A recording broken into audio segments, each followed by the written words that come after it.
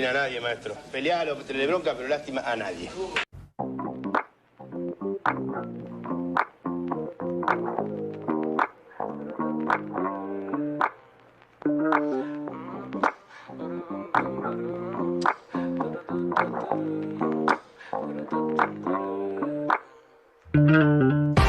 no vamos a escapar, pa' adelante y sin mirar.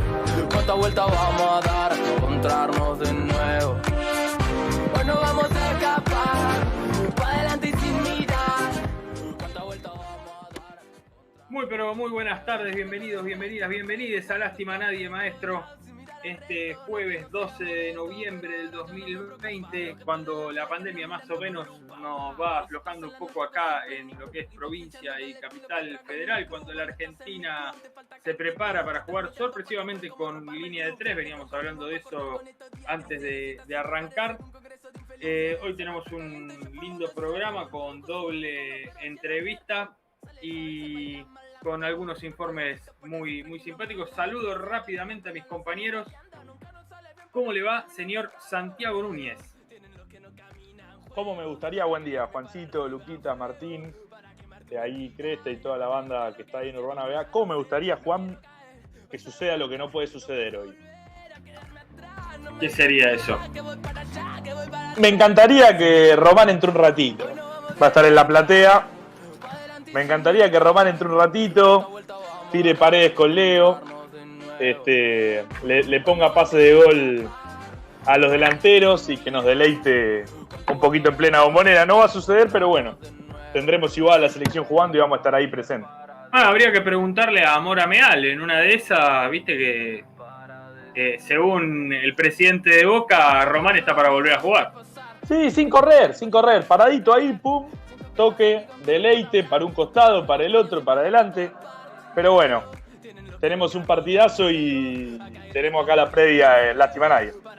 Tenemos, sí, un partido medio Argentina contra Argentina B, ¿no? Porque hay un montón de jugadores que fueron nacionalizados uruguayos, hasta jugadores que pasaron por concentraciones de la selección argentina. Ya lo vamos a ver en un rato. Martín Enlaque, ¿cómo andás? Hola Juan, toda la banda, Larita y ahí Cresta, un gusto estar aquí, sí, ansioso por ver una vez más a Lionel Messi defender la celeste y blanca. Sí, basta. Siempre es lindo volver a ver a Messi. Para mí es lindo verlo dentro de la Bombonera y obviamente que es lindo verlo con la selección argentina. Luquitas, mientras intenta descifrar qué es lo que va a armar Scaloni dentro de la cancha. ¿Cómo anda, Luquitas? ¿Cómo anda, Juancito, compañero? Toda la gente que está prendida al aire de Urbana BA para hacer la previa Argentina-Paraguay. Hay algunos jugadores paraguayos que nos traen malos recuerdos a los hinchas de Banfield y a los que vimos la última Copa América, como Miguel Almirón, desequilibrante, un jugador pensante y también con recorrido, con ese área que le vino a aportar a la Argentina los nuevos volantes como Palacios y también como De Paul. Estoy tratando de descifrar por qué Nico González. Nico González es un jugador podría decir, jugador fetiche de Scaloni. Todos los entrenadores tienen algunos jugadores que les dan más oportunidades que al resto. Bueno, Nico González es un jugador que jugando en la B de Alemania, Scaloni no solo lo convocó, sino que lo ponía de titular. Imagínate si no lo va a poner de titular ahora ante la lesión de Tagliafico y ya asentado en primera división en el Stuttgart. Para analizar rápidamente Nico González, ¿por qué? ¿Cómo va a ser el esquema? Si va a ser línea de 3, raro, porque Otamendi hablamos siempre de que le queda mejor el perfil para jugar de 2, ya en línea de 4, de 6 está sufriendo. Imagínate el stopper por izquierda, pero bueno, veremos cómo se acomoda. Veo más un 3-5-2 con Ocampo por derecha, Nico González por izquierda, los 3 volantes internos y los delanteros arriba, Messi y Lautaro. O en su defecto, cuando el equipo ataque, en tributo a Bielsa, no a María Eugenia, en esta semana que no pasó muy bien, sino a Marcelo, 3-3-1-3. Con los 3 volantes internos que nombré, a la izquierda Nico González, a la derecha Ocampo, Messi suelto y arriba Lautaro. Pero sí, abriendo cada uno por un lado y Ocampo ya establecido por derecha. Vamos a ver si no se pisan Ocampo y Nico González, ¿no? porque tienden los dos un poco a lo mismo. Claro, pero seguramente lo vamos a ver cuando arranque. Va a estar muy marcado uno de cada banda. O sea, Ocampo, a diferencia de lo que vimos contra Bolivia, que jugó por izquierda, lo veo por derecha, y Messi ya directamente suelto, porque ahí sí habría problemas entre Messi y Ocampo. Claro. Sí, algo que pasó un poquito en el partido con Ecuador, ¿no? Que hubo ahí que medio se pisaban un poco Messi con Ocampo. Sí, veremos. Es una improvisación, puede salir bien, pero es una improvisación porque nunca se ha jugado de esta manera. Mismo ahí Santi me dirá sí o no. Montiel es un jugador que en su formación fue central, pero ya hace rato que viene jugando de lateral. Y de hecho, cuando ha jugado en línea de 3, River jugó de lateral volante, no jugó de stopper por derecha. Sí, Santi, ¿jugó alguna vez en primera como central? Al principio, antes de que River, después de que Moreira no anduvo, Mamana no estaba más y demás, al principio algún partido, pero en general siempre jugó de lateral y como dijo ahí Luquita, llegó a jugar con línea de 3, de 8. Por ejemplo, en la primera final de Copa Libertadores del 2018, jugó de lateral volante por derecha. Primera semifinal que ayer se cumplieron 2 años y que sacamos una nota que pueden leer en lastimanadiemaestro.com, escrita acá por el compañero Santiago Núñez. Me falta alguien que viene de correr, no de correr como se suele cantar en las tribunas, sino de correr como hace, por ejemplo, Daniel Arcucci. ¿Cómo le va, señor Coco Bedrinian, el runner de esta banda? ¿Cómo anda Juancito y el resto de la banda por ahí? ¿Todo bien? Bien, acá disfrutando un poco de los últimos rayos de sol de la tarde. Es lo que hicimos nosotros también por acá. Aprovechamos que todavía no vino este toque de queda acá en la ciudad de Concordia, así que fuimos a disfrutar un ratito de la pista. Estuvo bravo el calor, sol muy áspero, nos ayudó un poquito el viento, pero bueno, acá estamos con ganas de empezar este programa, analizando un poquitito qué es lo que va a pasar con la formación argentina. Me parece que nos estamos merendando todos con esto de Nico González como reemplazo de Tagliafico, es lo que dice la gente de Space Sport en el Grab, cosa que no va a ser así, pero bueno, los tengo muteados, no sé qué estarán hablando, pero mal informan una vez más con Nico González reemplazando a Tagliafico. Me gustaría ya poder ver a todos los jugadores ya volcados en el campo de juego, a ver cómo se van a parar este inicio del equipo de Scaloni en el campo de juego, a ver cómo van a formar y ver cómo se las aguanta contra un rival como Paraguay, que me parece no va a ser las cosas bastante fáciles como sí pudo haber sido otros partidos para la selección argentina. ¿Te acordás que estábamos hablando fuera del aire, que no estaban televisando el partido de Bolivia con Ecuador? Finalmente ganó Ecuador en la altura de La Paz, fue 3-2, con un gol de penal de Grueso en los 88, así que Ecuador ya igualó la línea de la Argentina hoy con 6 puntos, perdió con Argentina, le ganó Uruguay, le ganó hoy a Bolivia, así que bueno, obligados Argentina y Brasil a ganar como para despegarse un poquitito más del equipo de Alfaro, que la verdad, no sé ustedes, yo no daba mucho por ellos al inicio de esta eliminatoria, pero a pesar de la derrota con Argentina se recuperaron muy bien y hoy están mirando a todos desde allá arriba. Vimos en las redes que publicaste una foto, Coco, ahí en una pista de atletismo. ¿Cómo te ves para Tokio 2021? Para ir a cubrir como periodista de radio, pero mirá, ya yo saco el pasaporte, encargate del resto, del pasaje, de la estadía y vamos, no hay problema. Pero corramos. No, yo te decía dentro de la pista, no afuera. No, pero ni para alcanzarle agua a los corredores. Olvidate. Santi tiene algo acá. Santi está levantando la mano pidiendo offside hace como 3 minutos. A ver qué pasa, Santi. No, porque investigué rápido. Hay un antecedente de Montiel jugando de stopper por derecha, que es su debut en Copa Libertadores. En los cuartos de final, en la vuelta de los cuartos de final de la Copa Libertadores 2017, que River le gana 8-0 a Wilstermann. Jugó con 3 defensores, con Maidana, y con Pinola, pero rápidamente, como Moreira no le cerraba y como Mayada era multifunción, rápidamente empezó a pensar desde su llegada, pues Montiel ya había jugado en la reserva de 2, pero había jugado de 5, incluso de lateral. En algún momento empezó a formarlo de esa manera, Gallardo lo mentalizó de esa forma y fue muy poco lo que duró, porque River jugaba con 4 en el fondo, pero en los inicios de Montiel, en uno de los partidos más importantes de sus inicios, jugó de stopper por derecha.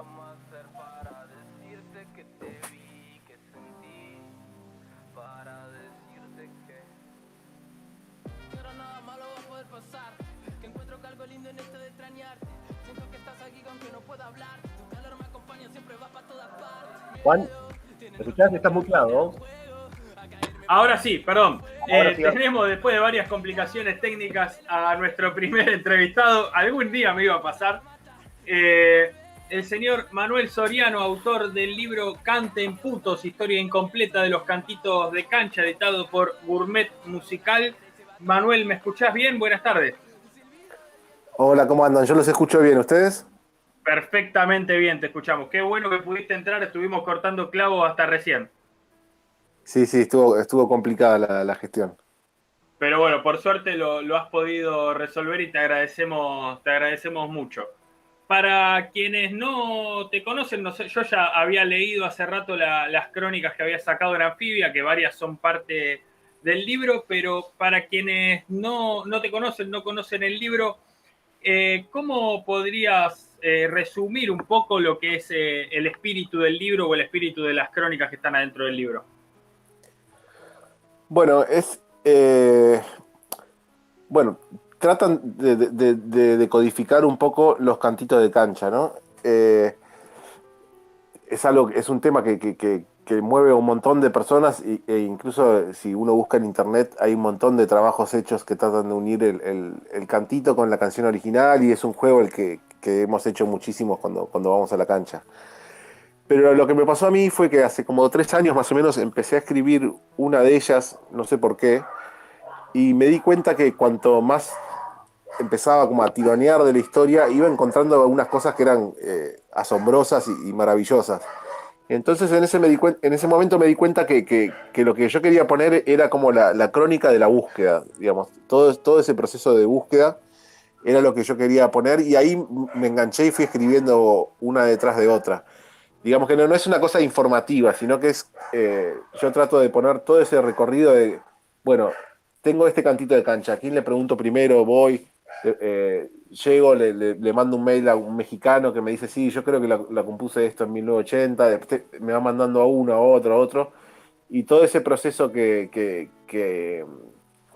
a veces es absurdo, creo que de alguna forma es la mejor forma de darle a entender al lector cómo fue todo este proceso de los cantitos. Más o menos en base a lo mismo, vos en el prólogo decís que antes de escribir el libro estabas pensando más en una novela, en lo que se suele considerar como literatura un poco más seria, y que en un momento determinado te diste cuenta que no hay una literatura más seria o una literatura menos seria, y que en este caso lo que es literatura más cercana al fútbol o al deporte puede tener el mismo valor que una novela. ¿Cómo hubo algún momento donde se destrabó eso o fue simplemente decir, bueno, me siento a escribir la crónica? Eso creo que es un caso de un poco de confianza en uno mismo. Ahí lo que cuento en la introducción al libro es que como hace como 12 años por ahí, había llevado a unos ingleses, irlandeses, no me acuerdo qué era, estaban en un festival de literatura ahí en Buenos Aires.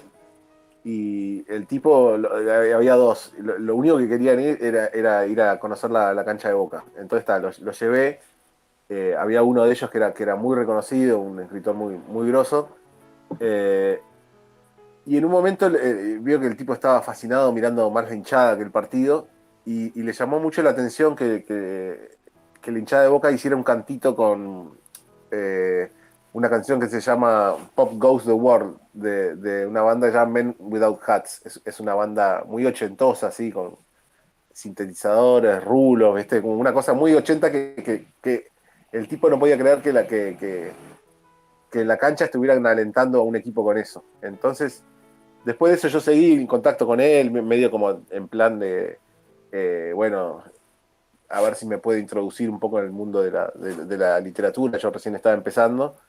Y en un momento medio para despacharme me dice, bueno, cuando escribas sobre la hinchada de Boca cantando Pop Goes the World, hablame. Y eso como que me quedó, o sea, el momento ese nunca me hubiera animado a escribir esto porque no tenía por ahí como la confianza que necesitas para agarrar un tema que en principio no es literario, ni importante, ni nada, pero sí tratarlo con una seriedad, o a mí escribir cada crónica por ahí me llevaba más de, no sé, un mes, 2 meses, reedición, repasos, digamos, hubo mucho trabajo detrás de cada una y la traté como si fuese un cuento o un trabajo literario. Entonces por ahí venía esa explicación. A mí me pasó de estar leyéndolo y no poder sacarme de la cabeza. Por ejemplo, ahora hace varios días que canto el tema de Bonnie Tyler, It's a Heartbreak. ¿Cuánto le quemaste la cabeza a la gente que tenés alrededor tuyo mientras escribías las crónicas? Porque claramente son todas canciones que son recontra pegadizas. Sí, muchísimo, muchísimo. A mis amigos y la mía propia. Y aparte es como que el YouTube se te va se te va infectando, ¿no? ¿Viste? Porque me empieza a buscar. En un momento era todo lo que ponía era o Sergio Denis o canciones de Bonnie Tyler o entrevistas a Bonnie Tyler, ni siquiera canciones. Y sí, se te pegan y se te pegan en la versión original, se te pega el cantito. Por eso creo que también está bueno el ejercicio de leer el libro con un YouTube a mano o lo que sea. A mí la mayoría de las personas que ya lo han leído me comentan eso, que tienen como esa cosa de ir a buscar permanentemente entre ida y vuelta. Ese era otro desafío también con el libro, porque en las revistas, en las notas que salían en las revistas ponían por lo general los videos, ¿no? Entonces vos estabas leyendo y pinchabas ahí el enlace al video. En cambio, acá en el libro creo que está bueno que es un poco a criterio del lector. Cada uno decide qué es lo que busca y ni siquiera hay que... en un momento me decían, bueno, podemos poner un código, un enlace que lo mande al lector. No, está ahí, la gente ya sabe buscar. Si vos pones el nombre que aparece ahí más alguna cosita más, la gente sola puede buscar lo que quiere y lo encuentra sin ningún tipo de problema. Entonces es un libro que está bastante vivo, ¿no? Es porque como que la gente lo va completando o con sus búsquedas o con sus propias experiencias, porque como por eso dice que es la historia incompleta de los cantitos, ¿no? Porque es algo que está totalmente abierto y la gente me ha mandado mensajes diciendo, bueno, tal cantito lo escuché de otra forma, o yo conozco a la persona que inventó esto, o por ejemplo en la de La concha de tu madre All Boys, que es una cosa que viene de una canción mexicana del 80 y el autor es un argentino que se llama Richard Mochulske, que yo no tenía ni idea quién era. Hace unos días me contactó la hija que había leído la nota y que estaba muy orgullosa porque nadie se acordaba de su padre que era compositor, y le mandó la nota también a la mexicana que la cantaba hace 40 años, y era como que no lo podía creer porque leí en la nota, por ejemplo, que ese cantito que pasó por varios, esa canción, perdón, que pasó por varios cantitos y termina en La concha de tu madre All Boys, y como cuento ahí en la crónica, hay gente que lo usa como una especie de grito así de catarsis y contaba la historia de que una partera decía que hubo una mujer que estuvo 5 horas pujando ahí, tratando de sacar al hijo y gritaba la concha de tu madre Boy, lo gritó las 5 horas. Entonces, imagínate una mexicana que cantó esto hace 40 años y ahora se viene a enterar que con esa misma melodía hubo una persona que no podía parir a su hijo y gritaba eso, ¿no? Es como una cosa muy, muy, muy extraña y es un poco lo que sintetiza la cultura popular, digamos, o sea, lo popular que son estos cantitos, ¿no? Es algo que se pierde y se vuelve anónimo.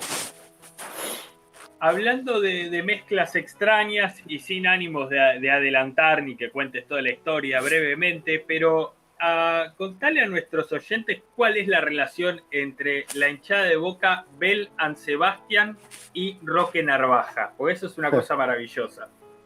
Sí, esa fue fue la segunda crónica que escribí y fue una de las más raras en su momento.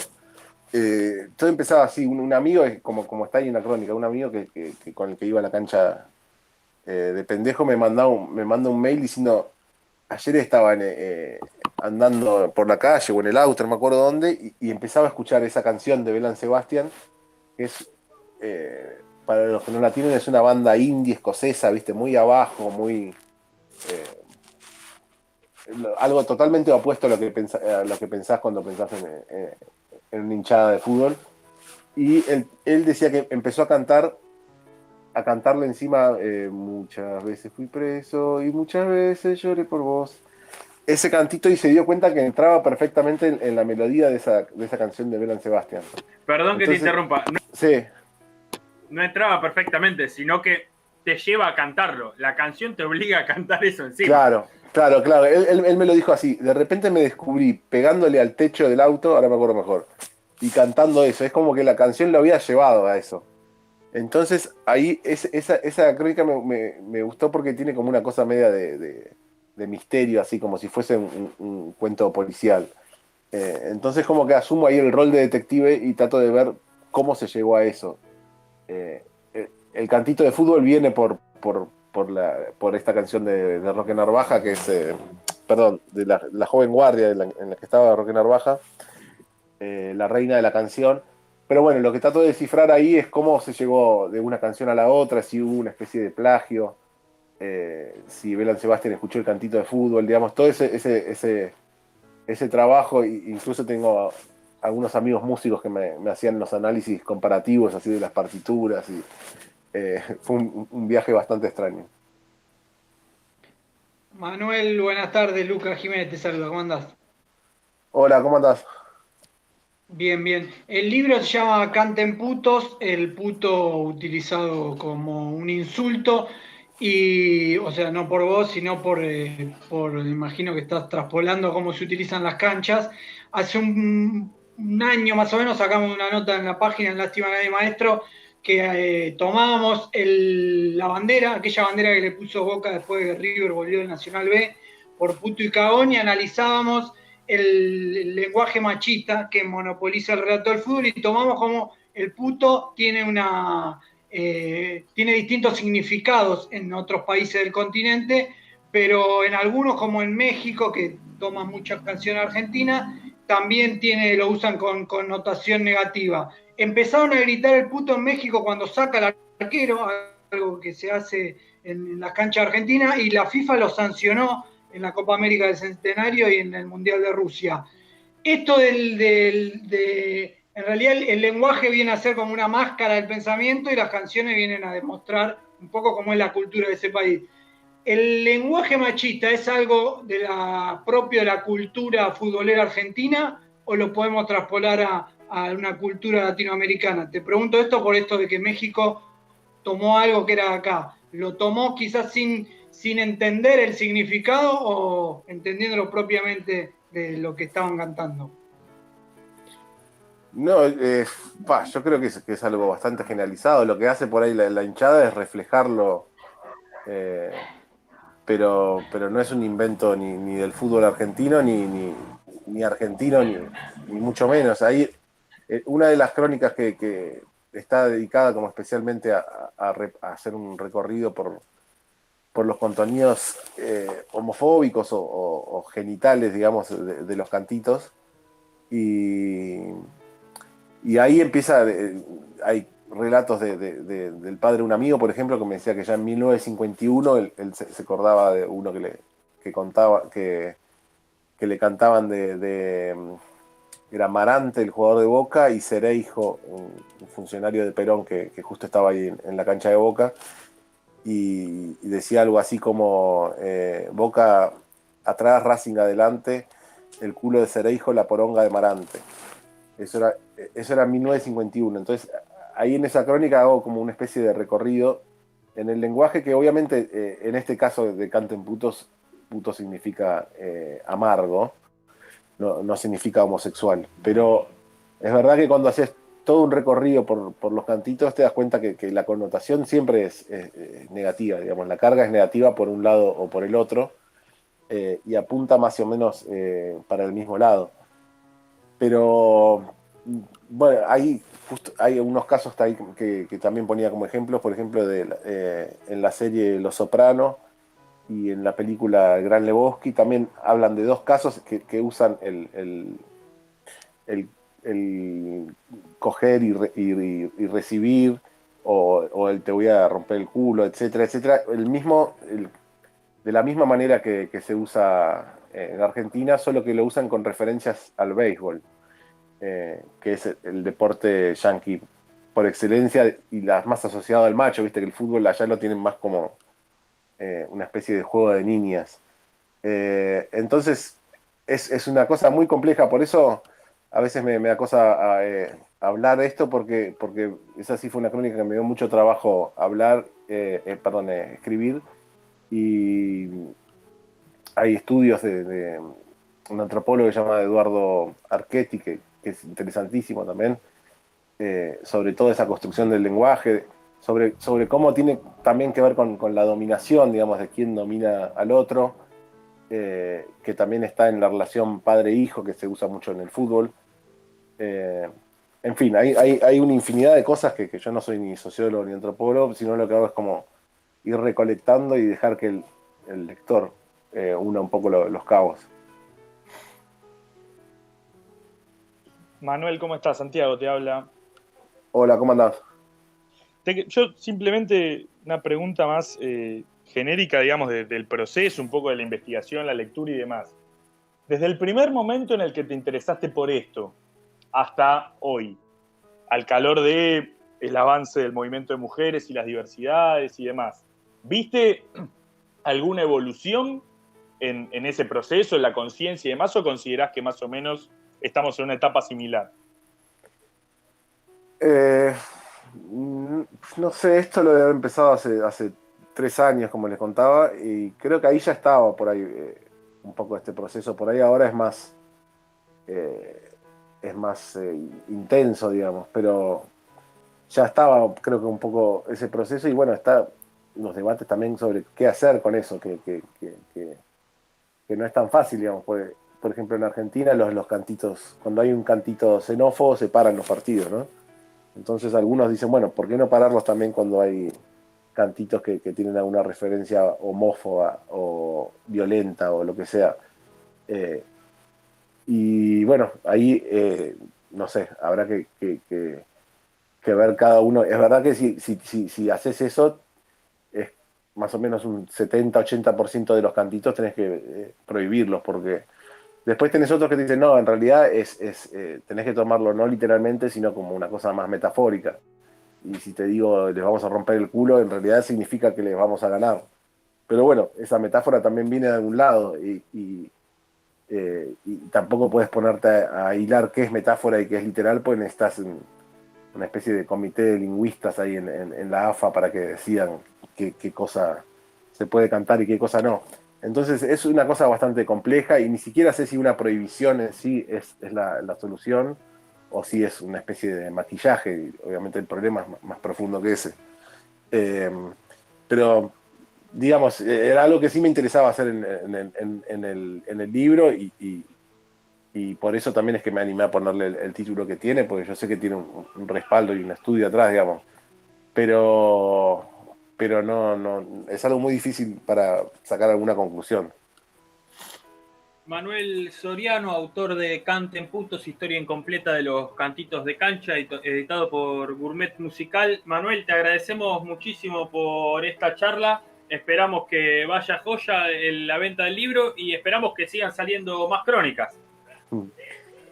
Bueno, muchas gracias a ustedes. Espero que lo puedan leer y que lo consigan, y que después me cuenten, y sí, que lo vayan completando también la gente, no sé, en sus cosas, en sus charlas, hay un listado ahí de Spotify que después, si quieres, te lo mando, en el que recopilamos todos los cantitos del libro, que son como unos 40 de los originales, ¿no? No los cantitos, las canciones originales. y está bueno, por ejemplo, para poner de fondo ahí un asado o algo, porque es como que te va activando, gatillando cosas en la memoria constantemente. Perfecto, Manuel. Espero el listado, así lo ponemos ahora que ya acá casi que nos podemos juntar para comer asado. Te mandamos un abrazo enorme. Bueno, un abrazo a ustedes y gracias por el espacio. Nosotros acá nos vamos ahora a despedir escuchando Bonnie Tyler para terminar cantando un poco a los gritos en honor al libro.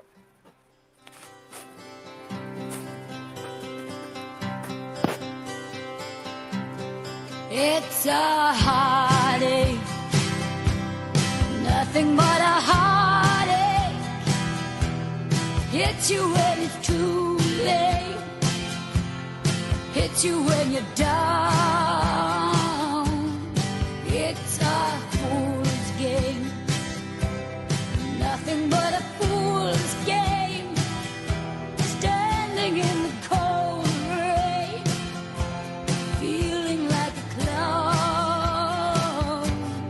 It's a heartache, nothing but a heartache. Love until your arms break, then he lets you down. It ain't right with love to share when you find he doesn't care for you. It ain't wise to need someone as much as I depended on you. Oh, it's a heartache, nothing but a heartache.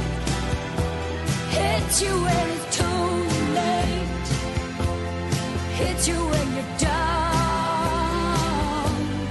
It's a fool's game, nothing but a fool's game. Standing in the cold rain, feeling like a clown.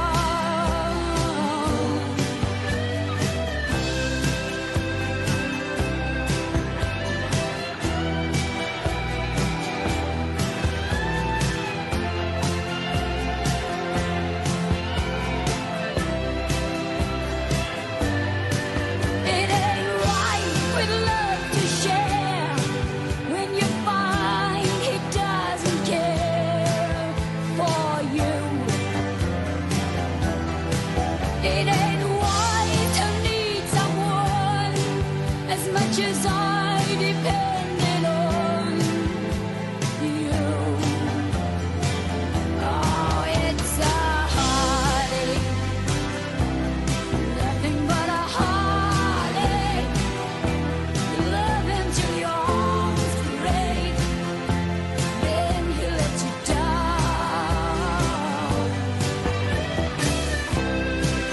It's a fool's game, standing in the cold rain, feeling like a clown. It's a heartache,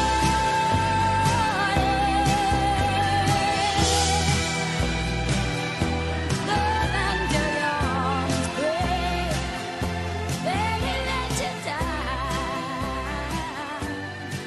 It's a fool's game, standing in the cold. Como yo te conozco, digo, estás conforme con el resultado y no sé si tanto como jugó Boca. Sí, estoy conforme con todo, estás equivocado, estoy conforme con todo. ¿Te gustaron los últimos minutos? Todo me gustó, todo. Siempre me gusta. En el primer tiempo no encontraban la pelota. Vamos al frente y ganamos, a otra cosa. Eso es lo bueno. Yo para mí sí, para vos a lo mejor no. No, sí. A vos te gustan los 4-4, todo atrás. Lástima a Nadie Radio.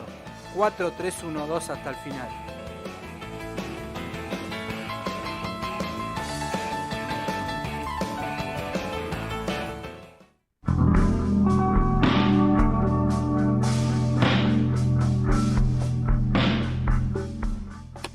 Segundo bloque de Lástima a Nadie Maestro, pasó recién Manuel Soriano. Y vamos ahora con un informe de Luquitas. ¿Es así, Luquitas? Así es, porque cuando la pandemia no dejaba tantos contagiados y muertos, pero sí había mucho temor y poca gente en las calles, y había cierta sensibilidad en la lectura de algunas notas. Subimos una de Aldana Pozos que se llama Fábrica de Pelotas, donde contaba una historia con lo que sería su padre, no sabemos si es ficticio o real, que tenía una fábrica de pelotas, una historia que a mucha gente emocionó. Cuando volvimos a subir la nota con alguna foto para replicarla, encontré que existía una fábrica de pelotas de verdad, como hay tantas en Argentina, pero pelotas hechas por presos que estaban en instancias finales de su condena, y esta fábrica les servía para mejorar la reinserción laboral y social. Así que fuimos de lleno a esa historia, al pase, a esta fábrica de pelotas, y fuimos a hablar con su director, fundador, que no es un preso, no es ni fue un preso, sino es una persona que visitaba los penales y se presenta en este primer audio de esta manera. Bueno, mi nombre es Martín Herrero, hace muchos años, ya casi 15, que voy a las cárceles, sobre todo a la de mi ciudad, Trenquelauquen, a la unidad 20 del Servicio Penitenciario Bonaerense.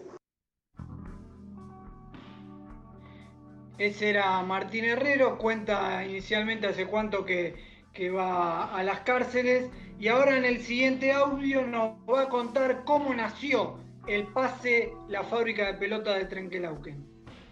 El PASE es una fábrica de pelotas que nace a partir de una necesidad, que es la necesidad de muchos jóvenes que están privados de su libertad, presos, y de repente cuando tienen esa necesidad de cambiar, de ser diferentes, personas de trabajo que se puedan relacionar o vincular con el resto de la sociedad, hay que acompañarlos y tratar de justamente ayudarlos y que puedan tener una oportunidad.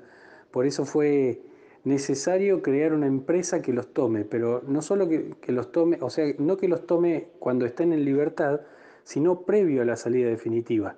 Ellos tienen la oportunidad de pedir un beneficio que son salidas laborales, las cuales le permiten, habiendo un empleador o una empresa que los tome, poder salir a trabajar todos los días y volver al penal a dormir.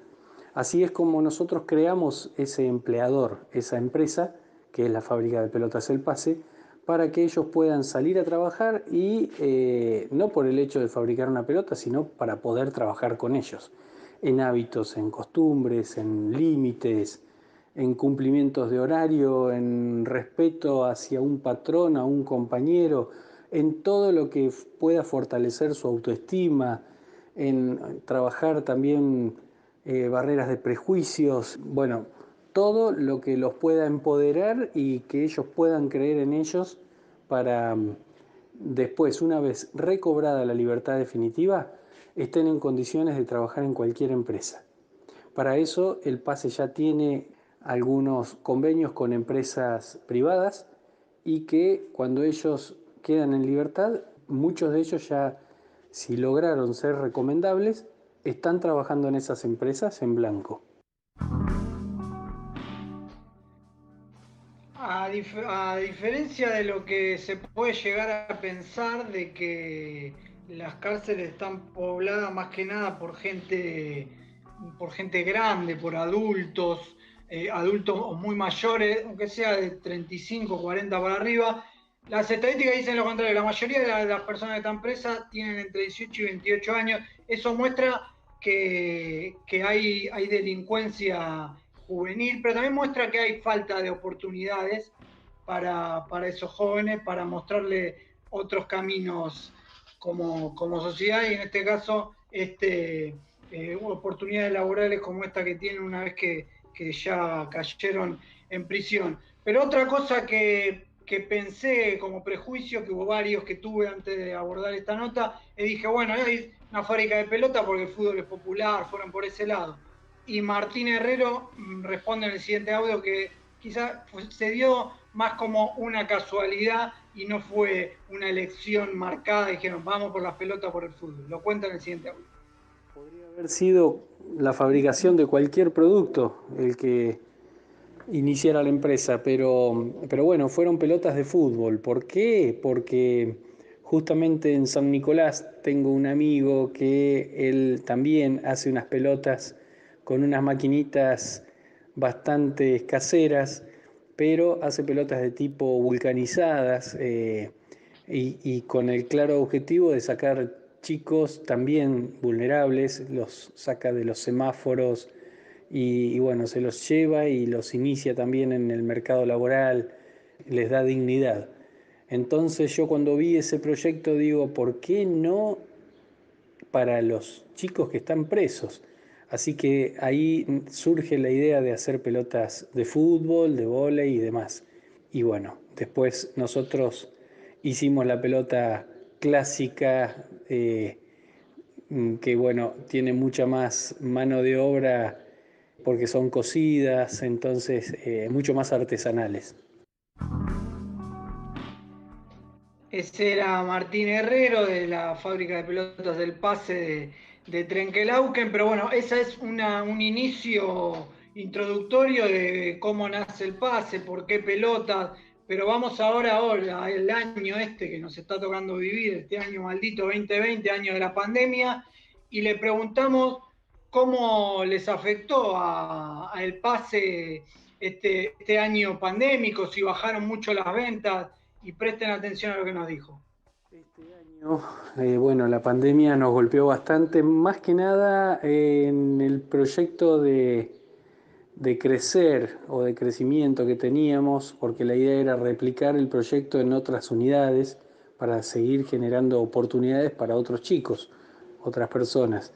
En cuanto al cambio que nos generó, y sí, también desde marzo que a las cárceles no entran visitas, tampoco sale nadie, se cortaron los beneficios, entonces no tenemos presos.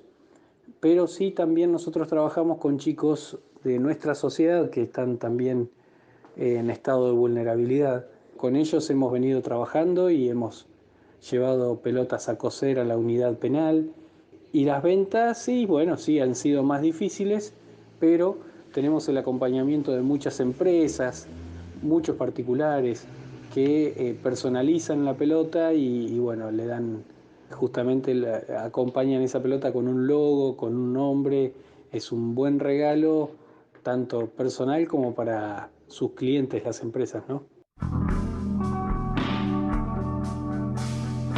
Hubo cacerolazos en algunos momentos en las grandes urbes de nuestro país para que no larguen presos. Ahora desde marzo que no reciben visita a los presos, hace unas poquitas semanas estuvieron haciendo algunos motines en algunas unidades penitenciarias de nuestro país para que lo dejen ver a sus familiares desde marzo, que no pueden entrar nadie a verlo y no pueden salir a trabajar los que están cumpliendo las últimas partes de su condena. Antes de meternos en la visibilización mediática de estos proyectos que buscan darle una mano para la reinserción laboral a los presos, traje un fragmento de un texto de un gran programa que había en Vorterix hace un tiempito, un par de años, los sábados al mediodía. Duraba 1 hora el programa, se llamaba La Máquina de Escribir Voces, estaba Julio Leiva, y había una entrevista que duraba 1 hora con el protagonista y había una muy buena, no sé si se pueden escuchar, si están en algún lado de YouTube, no las encontré, no sé si Vorterix lo tiene en su página, pero hay una muy buena que recomiendo con César González, cineasta, poeta, y que empezó a leer no cuando estaba libre, sino empezó a leer cuando ya estaba preso. En La Máquina de Escribir Voces, además de preguntar, Julio Leiva va escribiendo partes de presentación del entrevistado y en un momento escribió lo siguiente: un pibe que edita una revista a los 20 años sería noticia. Un chico que publica un libro de poesías a los 21, sobre quien el director de la Biblioteca Nacional dice que es el poeta más prolífico de los últimos tiempos, también podría tomar relevancia. Un pibe que a los 23 años dirige su primer programa de televisión también podría ser una novedad. Un joven que a los 24 años estrena su primera película, seguramente podría lograr trascendencia. Todo eso es César González, un pibe que hoy tiene 25 años, pero que fue noticia porque a los 16 fue preso por secuestro y robo, pena que pagó en 4 institutos de menores y 2 penales, porque parece que un pibe que roba es más noticia que un pibe que escribe. Eso escribía Julio Leiva hace algunos años, dice hoy tiene 25 años, tiene muchos más César González, y siguió haciendo muchas cosas más, muchas películas, lo pueden buscar, leer, mirar, es una persona, y escuchar también, es muy interesante. Para cerrar con César González y con esto de los prejuicios y desde qué lado están contadas las historias, siempre se cuenta el diciembre de 2001 como un momento malo en el día a día de las clases populares y de los barrios, y en una entrevista que hizo con Marcelo Figuera en El Destape, él cuenta del Navidad y Año Nuevo de diciembre de 2001 como el mejor año de los que le tocó ver a él y vivir en la Carlos Gardel, porque habían sido, si recuerdan, los saqueos en los mercados próximos a los barrios, entonces nunca vio tanta comida para fin de año en los barrios como en ese diciembre de 2001. Me acuerdo que Marcelo Figuera le dijo, esto es surrealista, tenés que hacer una película sobre eso. Nunca se contó ese diciembre de 2001 tomado de esa perspectiva, y no, nunca se contó. Hay un montón de voces y de historias que no están contadas de las perspectivas en que fueron vividas, siempre están contadas de una manera más jerárquica desde arriba. Pero bueno, hablando de los prejuicios y esa visibilización mediática de proyectos como estos, yo pienso esto que dijo Julio Leiva y que dice César González, pero Martín Herrero me contradice en el segundo año, en el segundo audio, y él dice que no, que para él se le dio visibilidad a proyectos como este, como el del Pase, y lo compara con otro muy conocido, el de los espartanos. Lo escuchamos. Yo no sé si se le ha dado poca difusión de parte de los medios a este tipo de proyectos. Yo veo, por ejemplo, Espartanos es un gran proyecto que creo que nosotros hacemos algo similar y de repente han tenido mucho acompañamiento, y nosotros también hemos tenido una buena difusión. A nosotros nos entusiasma la idea de la difusión porque empodera mucho a los chicos y eso estimula y motiva, los hace sentir importantes, visibiliza el proyecto, y muchos chicos que pasan por el Pase, que de repente no son de acá, cuando quedan en libertad, van a sus ciudades, y no es lo mismo que haya salido el día anterior de la cárcel a que haya pasado por el Pase. A nosotros nos interesa que la sociedad sobre todo las localidades de nuestra zona, sepan que el individuo que hoy retorna a su pueblo después de haber cumplido una condena, pasó por el Pase y es merecedor de una oportunidad.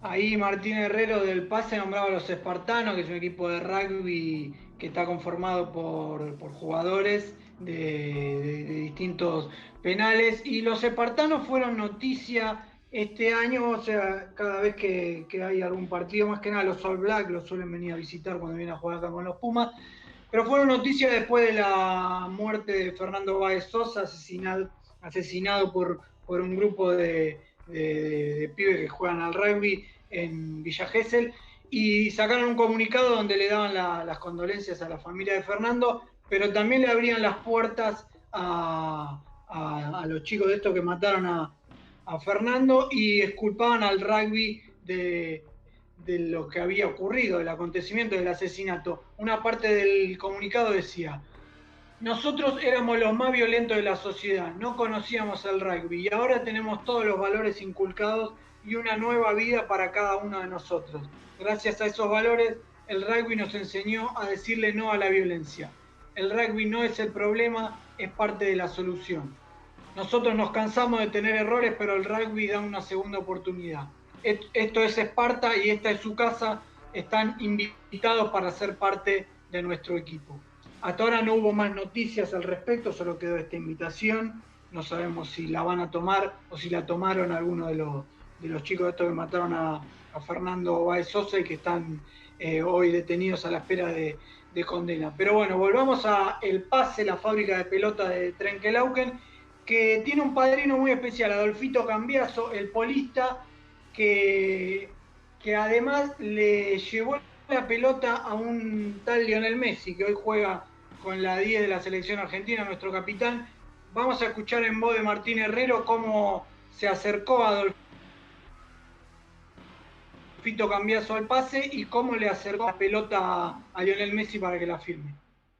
Bueno, Trenkelauken es una plaza polera muy importante y todos los años se juega la Copa 25 de Mayo, en la cual hace un par de años atrás vino Adolfito Cambiaso a jugarla y bueno, conoció el proyecto del pase y nos visitó y ahí fue cuando se enamoró del proyecto y bueno, él mismo no solo compró pelotas, sino que nos prometió darle una pelota a la selección y a Leo Messi, así que en vísperas de la Copa América la selección estuvo ahí en Cañuelas, en la quinta de Cambiaso, y bueno, ahí es donde ellos jugaron a la pelota con la pelota del pase, la consideraron una pelota extraordinaria y bueno, ahí firmaron todos los chicos, junto a Leo también, firmaron la pelota. Así está la foto de Adolfito Cambiaso y todos los jugadores de la selección argentina ante la Copa América del año pasado, la de 2019 que se jugó en Brasil, están todos con la pelota del pase. Pero Adolfito Cambiaso, Messi y todos los jugadores de aquella selección no son los únicos que tuvieron en sus manos una pelota del pase, sino que otros grandes futbolistas y personalidades de nuestro fútbol argentino, que nos la cuenta Martín Herrero en el siguiente audio.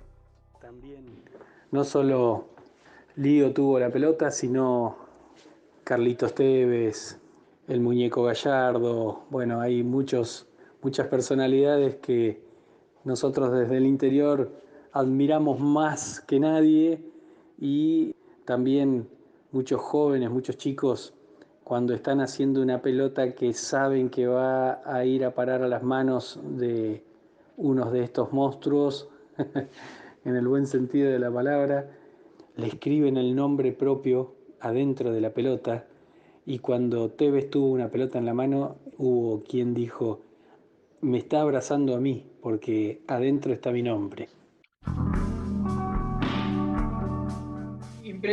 Es impresionante lo que sigue generando Carlitos Tevez, en un momento netamente el jugador del pueblo, incluso ya cuando Messi era el mejor jugador del mundo, el jugador del pueblo seguía siendo Carlitos Tevez, y es un jugador que genera mucha empatía y sentido de pertenencia con muchos pibes de los barrios, tanto que el muchacho se emocionaba y por pensar de que Tevez tenía una pelota en sus manos y que adentro estaba su nombre. Y Carlitos suele devolver bastante, por más de tener algunas tantas declaraciones ombliguistas, macristas, más ombliguistas que macristas, creo yo, porque no solo es amigo de Macri, Tevez, sino de Scioli, así que la pertenencia a los barrios, eso nunca lo he perdido, y se lo devuelven con cariño, se sienten identificados en él los pibes de los barrios. Sí. Perdón, creo, no me quiero ir por las ramas saliendo del foco de lo que son los muchachos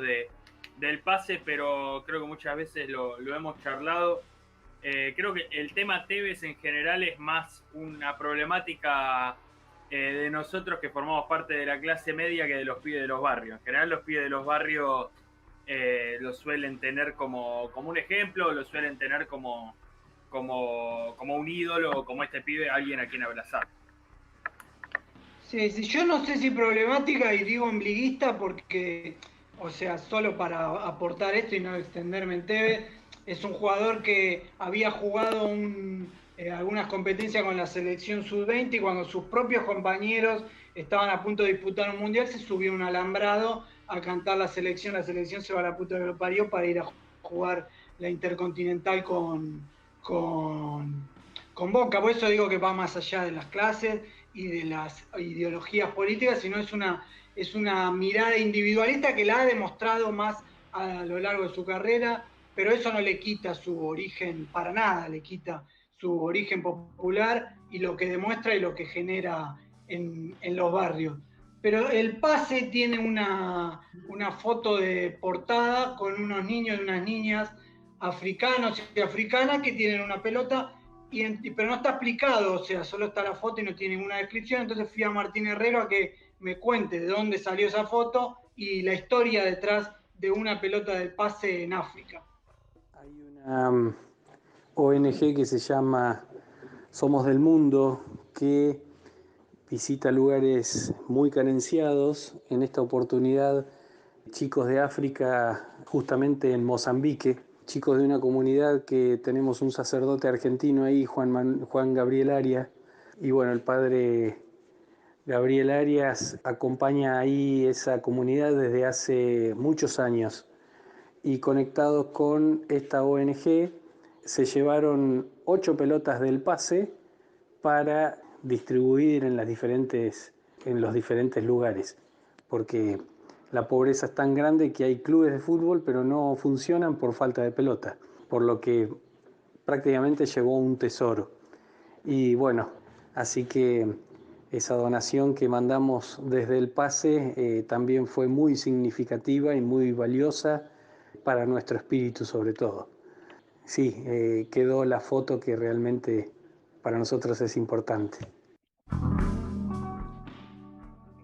Quedó la foto y ahí quedó y pasó el testimonio de Martín Herrero de la fábrica de pelotas El Pase. Lo pueden buscar en todas las redes sociales, bueno, en Twitter no, pero sí en Facebook e Instagram, y ahí les pueden hacer pedidos o ver todo lo que fueron realizando. Nombraba ahí al padre Juan Gabriel, que fanático de Racing, tiene tatuado en el brazo derecho un Jesús con la remera de Racing, hace 6 años ya que vive en Mozambique. De hecho hizo una filial de Racing en Mozambique, y hay también muchas fotos donde les llegó la camiseta de Racing y están todos ahí con la remera de Racing ahí jugando algún partido. Pero estas historias que se hilvanan de Juan Gabriel, del pase de los espartanos, más allá de algunas diferencias que podemos llegar a tener en algunos puntos, nos unimos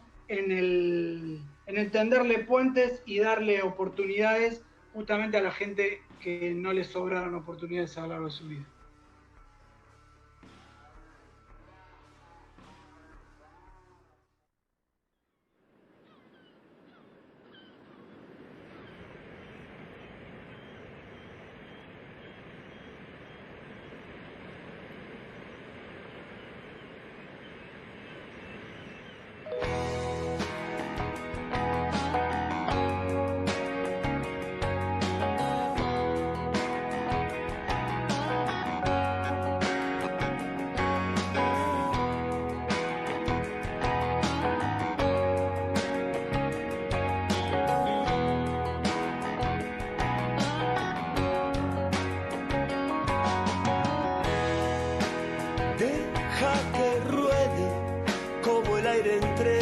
Hojas, todo es oro, todo es sal. Que llegará el día que no quemen sus recuerdos, que se apagará el dolor. Personalmente creo que todo esto es una locura. Personalmente creo que todo esto es una locura.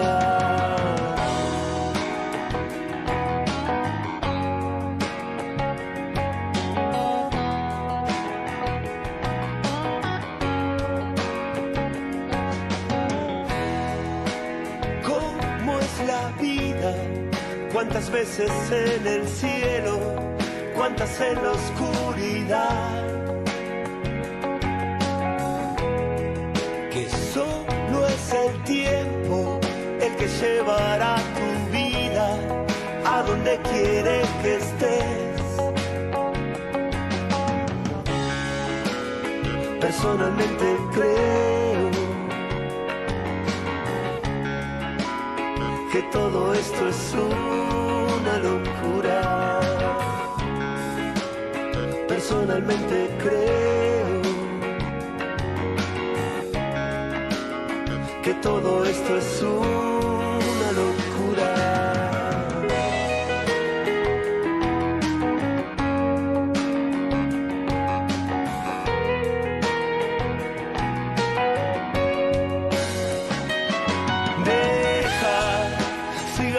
Remontando vuelo, deja, la luz siempre atraviesa el bosque, después es solo un recuerdo,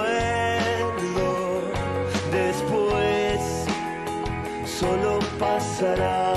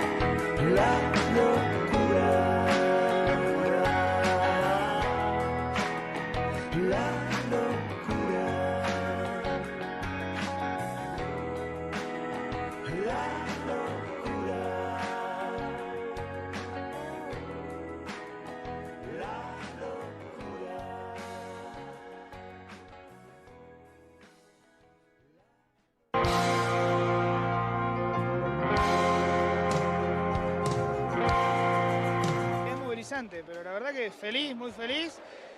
Y bueno, tratando de dar el mensaje de las abuelas, que está buenísimo, y que bueno, instar a todo el mundo a que se resuelvan estas cosas de identidad, los problemas, y que se resuelvan las dudas de todas las personas. Así es que luego de que apareciste vos, hubo un aluvión de llamados, de gente que quiere saber sobre su identidad. Sí, y me alegra enormemente eso, y espero que no decaiga y que todo esto sirva para eso también.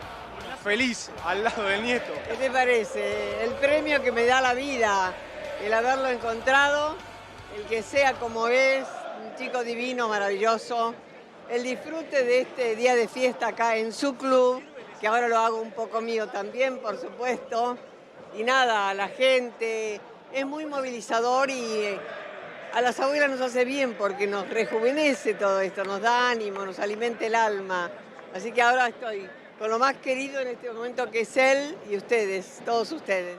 Lástima a nadie radio. No fue magia, fue la lucha de las abuelas.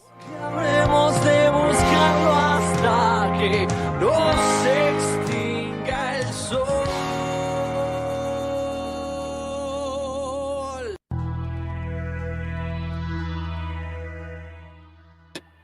Tercer bloque de Lástima a Nadie, maestro. Pasó Manuel Soriano y su libro sobre los cantos de las hinchadas en Argentina.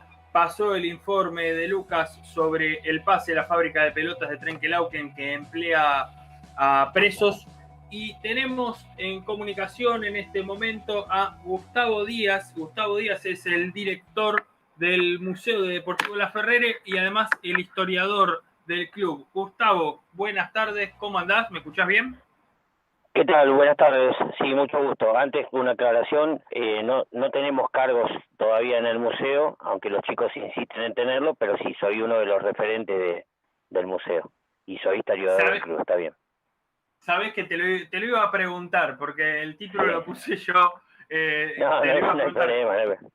Cuando escribí ahí a la página del museo, como me pasaron tu contacto, mi cabeza directamente hizo la conexión de decir director del museo. No hay problema. Es una formalidad para poner en igualdad de condiciones a todos los muchachos que trabajamos en lo mismo prácticamente. Y sí, tengo la responsabilidad de ser el historiador del club, pero en el museo somos todos iguales. Bueno, para arrancar, una pregunta personal y después una pregunta sobre el proyecto. La pregunta personal es, ¿cómo arrancás vos como historiador del club? ¿Cuándo te empieza a picar el bicho de buscar en la historia del club, remover las raíces del club? ¿Y cómo arranca ese proyecto? Mirá, es algo que se dio con un montón de situaciones. Yo tengo 51 años, voy a ver al AFE desde el 78, 79, apenas se afilió a la AFA, y ya ininterrumpidamente a partir del 82. Resultó que en el 86, que fue el año que habíamos obtenido el primer ascenso de nuestra historia, mi primo, que es mi hermano del alma, compañero de la cancha de toda la vida, le tocó la colimba en Comodoro Rivadavia. Entonces, claro, en esa época no había llamar por teléfono a Comodoro Rivadavia, tenías que vender algo para poder pagar esa llamada, y no teníamos recursos, entonces yo compraba el diario. En esa época los partidos de ascenso eran todos los sábados, el domingo compraba el diario, el lunes le sacaba fotocopia a la hoja donde salía lo del AFE, se la mandaba por una carta certificada que a él le estaba llegando miércoles o jueves, y bueno, de mandarle las copias a él me iba quedando con los recortes y empecé a coleccionar recortes del AFE, y coincidió con que justamente ese año sale campeón y Hacienda era B Metropolitana. Entonces, a partir de ahí empezó este fanatismo por juntar cosas, recortes. Uno no tenía a veces los recursos, por ahí estaba en la verdulería y veía que iban a envolver los huevos con una hoja que decía algo del AFE y se la pedía, y así arranqué. Y bueno, después, muchos años después, arranqué con el periodismo deportivo. Me recibí en una escuela que ya no sé si todavía sigue existiendo, la Escuela de los Dos Congresos, que la dirigían Alicia Barrios y el Lomino Pons. Y nada, en un momento hicieron un documental aquí los muchachos de la Universidad de La Matanza sobre el club, y me llamaron para hacerme algunas preguntas puntuales, para colaborar como uno más en esa investigación. Y bueno, esas 2 o 3 preguntas se transformaron en un montón, porque siempre tuve esa inquietud de conocer más, de saber por qué teníamos los colores que teníamos en la camiseta, de por qué nos llamábamos así, de quienes nos fundaron y demás. Y bueno, y ellos me catalogaron como historiador en el documental, y bueno, y ahí me quedó, y bueno, y ahí nos embarcamos. Y bueno, ahora la pregunta que tiene que ver con lo colectivo, ¿cómo surge el museo? Y el museo surge con un emprendimiento personal de uno de los muchachos, Charlie Nasich, que me hizo una pregunta que yo no se la aconsejo a nadie, y me dijo: Gustavo, decime para vos cuáles son las 4 o 5 camisetas más lindas que tuvimos, que las voy a coleccionar. Y yo le dije textual, y siempre nos acordamos de eso: no te metas con las camisetas porque no vas a terminar más. Y bueno, dicho y hecho. Hoy en día hay más de 300 camisetas. Arrancó sí como un emprendimiento personal, llegó a tener muchas, y después nos juntamos con un grupo de muchachos y entendimos que nosotros no nos vamos a llevar nada, ¿sí? Vos podés tener el tesoro más preciado en tu casa referente al club, pero tus hijos quizás no sigan tu línea, o en algún momento suceda algo y eso se pueda perder. Entonces entendimos que teníamos que hacer algo para preservar la historia del club y para recuperarla también, porque somos un club de barrio que estuvimos casi 10 años en quiebra, y en esa época se afanaron hasta las lamparitas. Entonces fue muy difícil poder reconstruir toda la historia, y logramos, pero muchísimo, muchísimo. Y exjugadores nos fueron acercando casacas de juego que fueron utilizando, inéditas, que fuimos buscando fotografías y demás.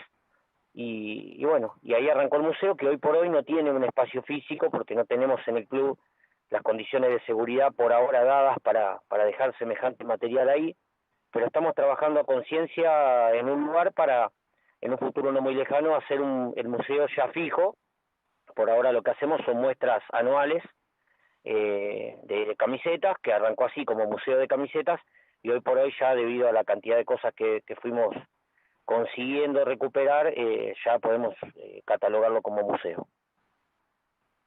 Te iba a preguntar justamente por el espacio físico, pero más que nada por la respuesta de parte del club. cuándo, si tienen hoy en día un apoyo de parte del club y cuándo se empezó a dar este apoyo, si al principio no les daban mucha bolilla. Sí, sucede que hoy por hoy el apoyo del club en cuanto al tema museo es 100%. Nosotros de todas maneras siempre lo manejamos como un proyecto a largo plazo porque sabíamos que, o sea, estamos en el día a día del club, yo soy integrante de esta comisión directiva, pero más allá de eso formamos parte de un grupo de muchachos, de socios que hace muchos años que venimos trabajando, manejando recursos que generamos nosotros mismos para hacer obras en el club, que se llama Movimiento 1956, y el apoyo lo tuvimos, hubo comisiones directivas que sí, que nos frenaron un poco, pero nosotros tenemos claro el objetivo y es preservar la historia del club, y la idea es que ese espacio físico lo podamos tener dentro del club y quizá, qué sé yo, debajo de una de las tribunas del estadio o en la sede social o donde sea, poder lograr ese espacio físico para que ya quede directamente ahí. Por ahora lo que hacemos es nos dedicamos todo el año a perfeccionar muchas cosas que tienen que ver con la fotografía, con la búsqueda de información, y todos los años presentamos una novedad. Hasta ahora hicimos 2 muestras, la primera fue muy precaria, solamente arriba de unos tablones, bien vestidos y demás, con unas perchas, pero hicimos una muestra interesante en el microestadio, y la segunda, que fue en la sede social, ya le incorporamos vitrinas y mucho más, y para la tercera tenemos pensada también ya otros progresos en ese sentido, para cuando se levante todo esto, que ya calculamos que será a mitad del año que viene. Gustavo, buenas noches. Lucas Jiménez te saluda. ¿Cómo andás? ¿Qué tal, Lucas? Un gusto.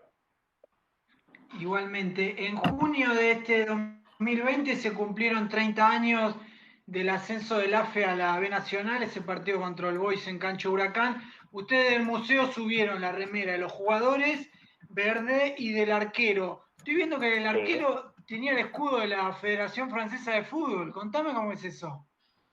Claro, es la camiseta de la selección de Francia. La Araña Maciel, que fue el arquero de ese equipo que ascendió a la Primera B Nacional, tenía como característica usar buzos multicolores y bueno, y usaba un buzo y le gustaba, y lo usaba 2 o 3 partidos, hasta que por ahí le metían un gol, lo perdíamos y lo cambiaba, y decidió jugar con esa remera de la selección francesa. Se le pintó el número atrás, y bueno, y hace muy poco, casualmente en la segunda muestra que hicimos del museo, que fue en diciembre de 2019, titubeo porque no puedo creer que ya estemos llegando a fin de año, pero sí, fue en diciembre del año pasado, y uno de un hincha que se metió a la cancha, y lo tenemos a través de las imágenes de video, damos fe que es así, le sacó esa remera a la Araña Maciel y la tuvo, y el año pasado en plena muestra, en vivo, hizo la donación de ese uso, que ahora ya forma parte de la vitrina del museo. Bueno, y encima Maciel fue el héroe de ese partido. Sí, encima se dio una característica muy especial. Maciel se anota para patear el 5º penal, que nunca se llegó a patear del AFE, porque cuando Facione, que era el especialista, Fisore, o Facione, no me acuerdo, Fisore creo que era, el que patea el último penal de All Boys, era un muchacho que estaba acostumbrado a patear penales, ingresó en el alargue solamente para patear, y cuando patea y pega en el travesaño, bueno, listo, se terminó, la AFE ya llevaba 1 de ventaja, y All Boys había agotado los 5 penales, y Maciel no patea, pero ataja 2, pega ese en el travesaño, y aparte, por si hubiese sido poco, si lo hubiese convertido el hombre de All Boys, el último penal lo pateaba él, así que podía hasta inclusive haber quedado en la historia por haber convertido ese último penal. Impresionante. Apelo ahora no a tus dotes de historiador, sino de hincha del AFE a todos lados. Hay muchos mitos, cosas que leí y escuché de esa final, y apelo a vos para que me digas si fueron así, están medio inflados. Primero, que el tren, el Belgrano Sur, se explotó del AFE Estación Buenos Aires. ¿Cuántos vagones llenaron? Si viajaste en esos trenes o fuiste en micro recordemos, se jugó en Huracán, esa final de vuelta contra All Boys. Y la segunda, ¿qué hay de cierto que ese día las hinchadas del AFE y de All Boys tuvieron refuerzos? Del lado de ustedes hubo gente de Chicago, y del lado de All Boys hubo gente de Morón. Es cierto, lo de los refuerzos es cierto. En esa época todavía había algunas hinchadas que tenían amistades que después terminaron siendo pero archi super enemigas, pero se usaba mucho, ¿sí? Nada, yo voy a la cancha desde el 82 y en un camión de Martín y Martín de la basura venían hinchas de Almirante a alentar a la Ferrere. Eso lo vi yo, no me lo contó nadie. Y cuando quisieron colgar el primer trapo en el alambre, bueno, se pudrió todo. Eso también lo vi yo. Pero bueno, sí, el día de All Boys, generalmente en ese tipo de finales no es el refuerzo, sino es el hecho de que uno tiene amistades, sí, con gente de Chicago en los 80, la Ferrere se llevaba muy bien, y de hecho había, no recuerdo los nombres, pero ahora que estamos haciendo el libro y estamos con mucha fotografía, había muchachos, 1 o 2 de Chaca, 1 de Chicago, que paraban ahí en la hinchada del AFE, que en ese momento era un club que recién se afiliaba a la AFA, y estamos hablando de clubes con una historia ya importantísima en el ascenso, ¿no? Entonces era lógico que se apoye, digamos, al más chico, al más nuevo, por decirlo de alguna manera, más allá de la convocatoria propia que tuvo la AFE. Y con respecto al viaje, no, el partido se pide casualmente jugar en cancha de Huracán, porque como el mismo Ferrocarril Belgrano llegaba a la estación del AFE, era un tren atrás del otro, y de hecho a la vuelta, en un tren era imposible. No, los vagones con esas locomotoras, más de 4 vagones, 5 no tiraban, o sea, si vos le ponías 6 se subía toda la gente que había ido, el tren no caminaba directamente. Entonces le ponían pocos vagones para que pueda aguantar todo el peso y llegar hasta el AFE, pero hubo gente que volvió caminando por las vías, fue así. Fue como una peregrinación, algo increíble, y por ahí el tren paraba en una estación y había gente que iba caminando por la vía y se iba subiendo en los lugares que podía, pero sí, fue una de las veces que más gente llegó a la AFE en su historia, sin lugar a dudas, pero también era una cancha que nos quedaba muy a mano, ¿no? A pesar de la distancia. Estamos hablando con Gustavo Díaz, historiador de Deportivo La Ferrere, y además forma parte del museo del club. Están armando un libro sobre la historia del AFE. ¿Con qué te encontraste, con qué se encontraron de alguna historia, de algún jugador, de algún partido que dijeron, no, esto no puede ser verdad, esto no puede ser real, no puede haber pasado? Nos encontramos con tantas cosas que eso nos dio la pauta de que no nos apuremos, ¿sí?, con el libro, porque ya te digo, el AFE es un club que durante esos 8 años prácticamente que estuvo de quiebra perdió documentación, se afanaron todo. De hecho no tenemos una sola copa de los 4 ascensos que tiene el club. Yo también formo parte de un grupo que se llama Historia AFA, que están los historiadores top del fútbol argentino, que me dieron ese semejante honor de estar participando con ellos, y me explicaron algunas cosas de los trofeos. Pero bueno, yendo al punto, nos encontramos con un montón de historias y nos seguimos encontrando, porque es un club que nació a 2 cuadras de donde está hoy el estadio, que nosotros los integrantes del museo pusimos una placa hace 2 años ahí, en una esquina, hicimos un mural sencillo, pero en ese lugar se gestó la fundación del club, y historias, pero millones. Una de las más viejas tiene que ver con, por ejemplo, un jugador del AFE que tenía de apellido Lorenzo, que cuando va a entrar al AFE a jugar un partido, ya por AFA, cae el ejército. Él, en esa época se hacía el servicio militar obligatorio, y él había desertado para jugar el campeonato de CELAF, entonces lo vinieron a buscar. Claro, era raro ver camiones del ejército en la cancha, o sea, una cosa es ver la policía y otra cosa es ver el ejército. Y estamos hablando de la década del 70, también una época picante, ¿no?, para todos los argentinos. Y cuando vieron los camiones del ejército, bueno, ingresaron a la cancha y se lo querían llevar porque había desertado. Entonces, bueno, después de hablar, el presidente del club en ese momento, Héctor Van der Per, y algunos otros dirigentes hablaron con las autoridades que lo habían venido a buscar, lo dejaron jugar el partido y después se lo llevaron. Así, vestido de jugador y todo, se lo llevaron a que siga haciendo la colimba. Y bueno, después miles, ¿no? Somos un club joven, pero nos han pasado muchas cosas, y en todas las épocas hemos tenido grandes jugadores también. Gustavo, tengo un amigo, Johnny, del AFE, ahí en el límite del AFE Catán, que después le voy a pasar la nota con vos. Lo ama incondicionalmente al Chino Caferata. El Chino Caferata jugó, por ejemplo, más partidos en la Ferrere que los que jugó Bocini en Independiente. sigue siendo historia. Exacto. Y los que recuerdan el partido de Copa Argentina contra Estudiantes de La Plata, antes de ir a festejar, fue y le tocó la cabeza a Mascherano. Imagínate, está yendo a festejar, en el medio está Mascherano, le tocó como la cabeza en un gesto muy tierno. Contame alguna camiseta que tengan en el Museo del Chino que quieras mucho vos en particular. Mira, yo te voy a explicar algo. Hay muchos jugadores que siempre fueron reacios a largar sus prendas, porque es lógico. Así como algunos entendieron de una el motivo del museo. Por ejemplo, Ariel Borsillo, un eximio goleador que tuvo el ascenso y que tuvimos en la FE, es el tercer goleador histórico del club, nos donó la camiseta que usó en esa final a la que vos hacías referencia cuando jugaron la FE y All Boys en cancha de Huracán. O sea, es un tesoro, para nosotros es un tesoro, es una camiseta campeona. Y Caferata nos donó una camiseta que nosotros, no de las más significativas, pero una camiseta que nosotros en ese momento no teníamos, y bueno, para nosotros representa mucho, obviamente. El Chino es un muchacho que debuta en un partido donde la FE tiene que ir a jugar con los pibes porque no estábamos en plena quiebra, no le pagaban a los jugadores, la primera no quiso viajar, juntaron los pibes y fueron a jugar a Junín. Perdimos ese partido y Caferata se enteró el día anterior, cuando se iba de la práctica, que al otro día debutaba en primera.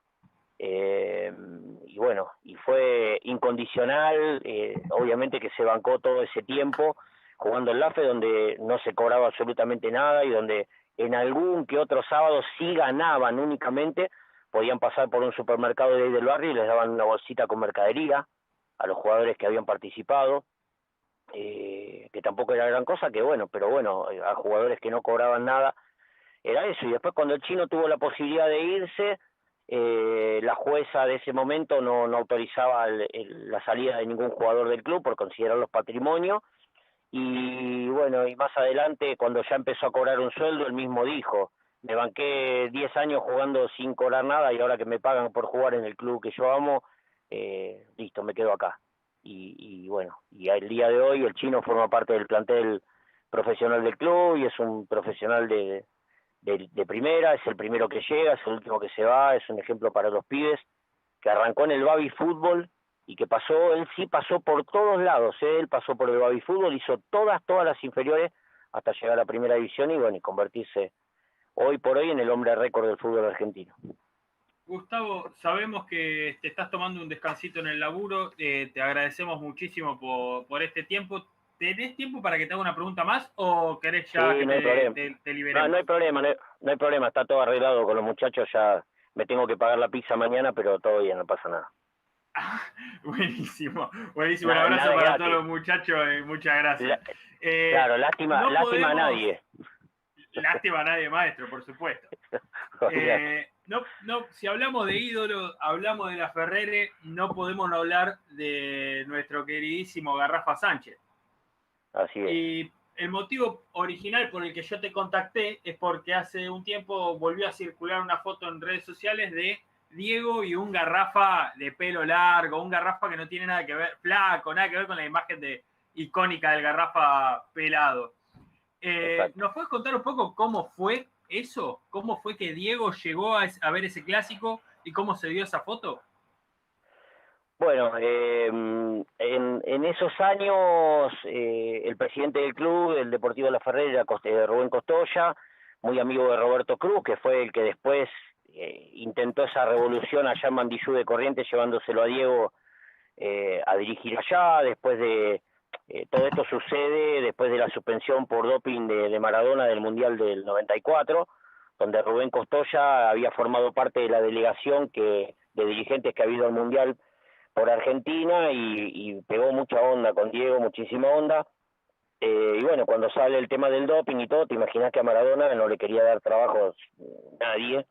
Y bueno, Costoya tuvo esa idea de tratar de colocarlo en algún lado, y en ese momento, bueno, se va Costoya de la Ferrere y llega Cruz, y en ese interín le ofrecen a Diego, bueno, Diego, por tanta gentileza de Costoya, le dice, mira, yo te manejo, te hago de manager, y bueno, acercaron a Leme y a Domenech, dos hombres ligadísimos a Argentinos Juniors, que duraron 5 partidos nada más, que no ganaron ninguno, Y en uno de esos partidos que estaban dirigiendo esa dupla, Diego viene a la AFE porque jugaba en Mandillú, creo que con Huracán acá en Buenos Aires. Entonces se estaban concentrando el sábado, estaban desde el viernes aquí en Buenos Aires, y Rubén Costoya con su hijo lo fueron a buscar a Maradona a la concentración y lo trajeron al estadio, que más allá de la promesa que había hecho Diego, tenía mucho miedo de que no venga, por eso tampoco se anunció mucho la llegada de Maradona. Y bueno, cuando llegó a la cancha fue una revolución. Obviamente que la platea era imposible tenerlo porque la platea nuestra era muy chiquitita, y entonces con una escalera de esas de albañil lo subieron al techo del vestuario y vio el partido desde ahí arriba junto con Perazo, que después años más tarde jugó en la AFE también, con Darío Sivinsky y bueno, con la gente que él se rodeaba en esos años.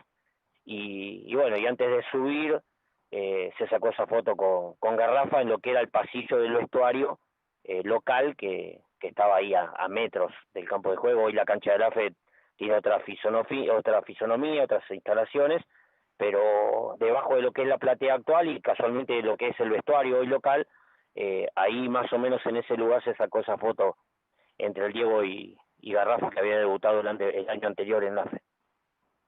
Y ya con el partido terminado, Diego hizo un pedido particular en su regreso al hotel, quiso parar en la estación del AFE para comerse un patty, ¿es así? Sí, me lo contó el expresidente del AFE, Rubén Costoya, que casualmente también compartimos comisión directiva ahora, aportando él toda su experiencia y su trayectoria, y me contaba que cuando lo sube al auto para llevarlo, no existía el McDonald's todavía en la AFE, pero había un lugar para comer, así en el lugar donde estaba el McDonald's, y quiso parar a comer una hamburguesa, y dice, tengo hambre, loco, dice, parame acá que me voy a comer y dice, vos estás loco, o sea, terminaba el partido, la cancha del AFE del centro está a 5 cuadras, los sábados de la tarde el centro comercial de La Ferrer es un hormiguero, y baja Maradona, imagínate, lo ves a Maradona comiéndose una hamburguesa en algún lado, chao, o sea, era un descontrol. Entonces, bueno, no le cumplió el pedido, se lo llevó y terminó Diego comiendo en otro lado. Gustavo Díaz, te agradecemos muchísimo esta charla, te agradecemos muchísimo esta comunicación. Un abrazo enorme, gracias por el tiempo que te tomaste para hablar con nosotros y un abrazo ahí para los muchachos que te hicieron el aguante en el laburo también. Bueno, muchísimas gracias a ustedes y muchísimas gracias por ayudarnos a difundir la historia del club, que la verdad es muy linda, y bueno, estamos laburando mucho con los muchachos del museo en ese libro que, si Dios quiere, para los primeros meses del año que viene ya va a ver la luz, y se llama La Ferrer y mi religión. Y bueno, y vamos a tratar de invitarlos a que vengan a la presentación del libro. Por supuesto, cuando salga el libro vos avisanos, que ahí estaremos en la presentación y también ayudaremos en la difusión. Bueno, muchísimas gracias, muchachos. Un abrazo, Gustavo. Un abrazo.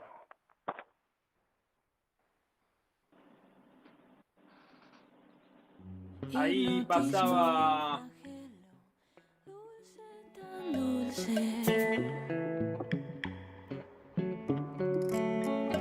cuero, piel y metal, carmín y charol. Cuando el cuerpo no espera lo que llaman amor.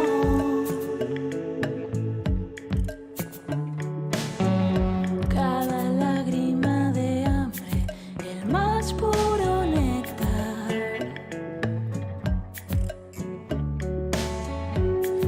Nada más dulce que el deseo en cadenas.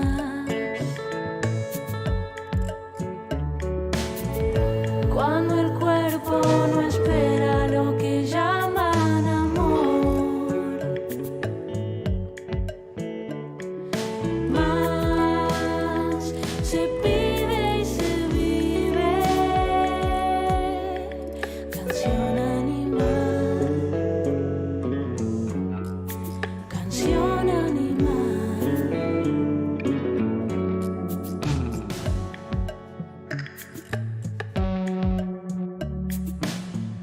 No me sirven las palabras, que mires mejor.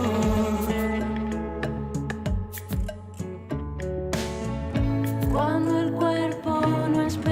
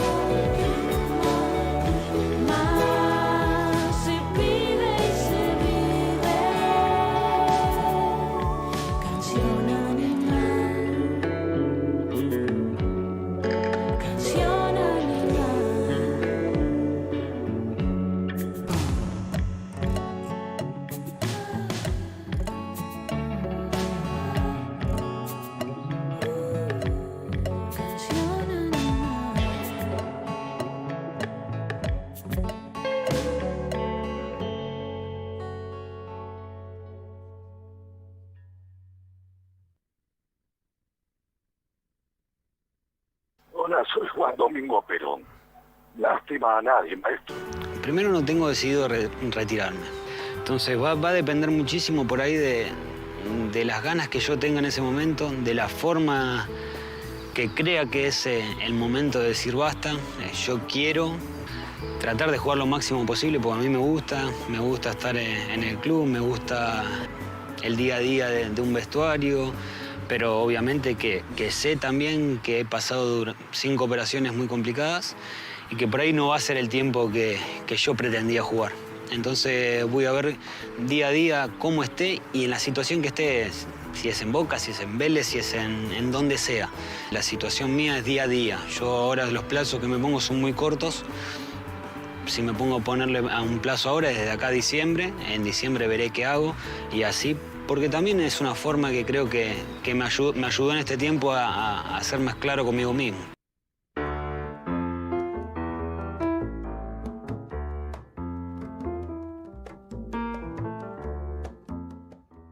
Si en algún momento de mi vida un o una joven me pregunta qué es el fútbol, seguramente pueda responderle varias cosas.